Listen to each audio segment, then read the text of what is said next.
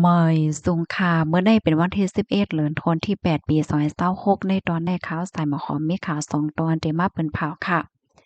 ก่อนตั้งเปิ้นได้ก็เข้ามาถ่อมด้วยข่าวง่าวเกี่ยวกับเรื่ององการปล่อยโตตองซานซูจีเมื่อวันที่10เดือนธันวาคมที่8ปี2026แน่มีข่าวง่าวออกมาว่าโรงปองจึงเมืองโคมตุ๋มไล่ออกมา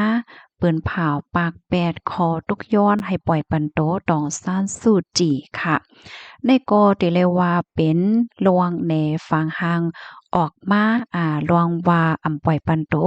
ดองซานซูจีจ้วมหนังตีอันอาเซียนเขาทุกย้อนเนี่ยค่ะลองในก็มีมาหลายวันค่ะเนาะไหว้หลังเสโอมินอ่องหลายจอมจึงเมืองคมตุ้มออกข้าวตั้งฮอดถึงที่ในเมืองไทยหนังเป็นตั้งการในตั้งฝ่ายไทยในก็มีลวงปันเฮียงอีไฮ เมืองโฮมตุ่มเนี่ยปอกสู่จู้ลองมีส่วนโฮมตั้งอาเซียนจังไหนออกข้อเปิ้นผ่าวในออกมาดีของการฝ่ายดอกเมืองโฮมตุ่มเนาะรัฐพาเทียงว่ามีลวงลำลวงดีอันโหลมีโพเทียนคึกต้อนอาเซียนเกี่ยวเลยลองเมืองโฮมตุ่มเทียง10กว่าในออกรัฐป้าเทียงว่าเป็ดซำว่าหลวงปองจึงได้เตลดหย่อนตัวตามปันตองซานซูจีโดยว่นส่วนหันถึงเปิงเป็นก้นก้วยกาวาตาเตปล่อยปันโตมันนางกำซื้อในนั่นแต่เหมือนจังหนังว่าปล่อยปันโตมันนางให้ไล่รับรองรถเลี้ยวโดยที่มีคอหนองเงินขายไหนนั่นแต่ก็การเดลัยขับขึงกว่าจ้อมหนังปักเปิงไม้มีอันมีไว้กะนานก้วยจังไหนคะจึงหือก็ย่อคาเมื่อเลินติป่นมานั่นไหนสภาพที่ในเมืองโฮมตูมในก็เลยมีลวงลวงอบโอ้กันปากแปดแผนลวงงำเย็นของอาเซียนหันว่ามันเป็นการเก้าเกี่ยวจ้อมในเมืองไหนเหี่ยวก็ลาดป้าเทียงว่าอาเซียนได้กึ่งลีเลยอ้วนทัดถวงลวงอันมีต่อเมืองโฮมตุมนั่นใหม่นะคะ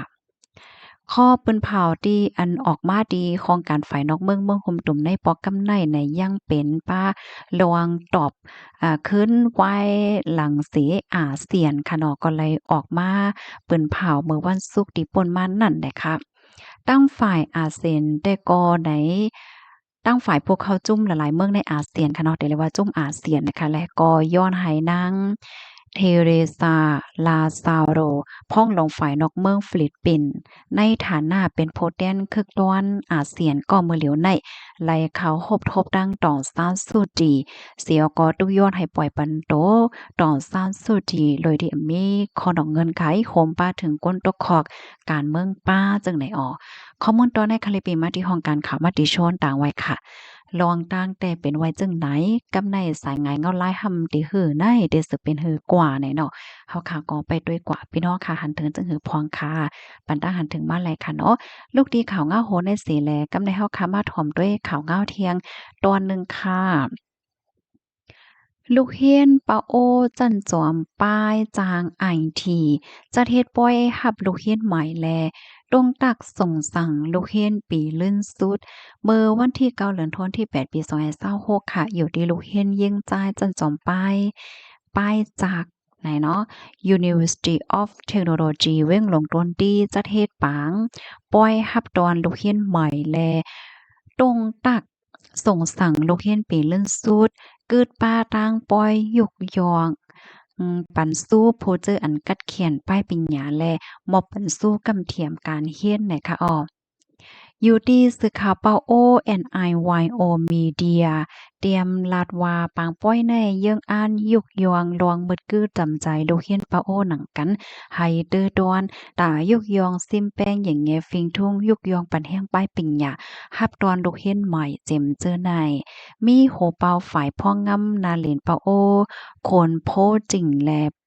เตี้ยนพ่องเขาโคสวนจันจอมเขาเจ้าหน้าที่บ่มีปนพรลูกเฮียนยิ่งจ่ายแล แขก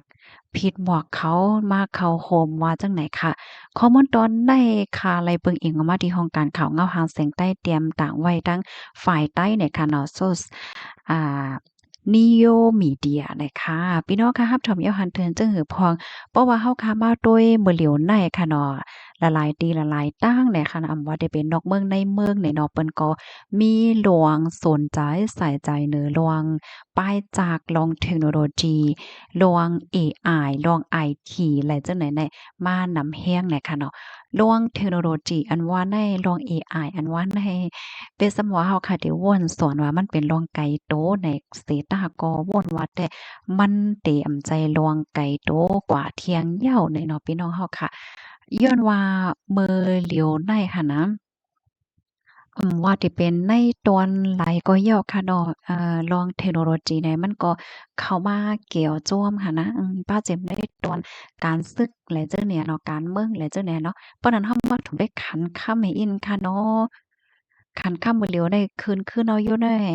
ค่ำแดงค่ะเพราะว่าเฮาค้ามีเสียกว่าขาย1วันได้แต่ขายแล้วอยู่67,000 7บาท50เพราะว่ากว่าซื้อซ้ำแต่ละปันอยู่67,000เฮง9บาท50ค่ะค่ำหางเคิงเพราะว่าเฮาค้ามีเสียกว่าขาย1วัตต์ได้แต่ขายแล้วอยู่66,000เฮง4บาทเพราะว่ากว่าซื้อซ้ำแต่ละปันอยู่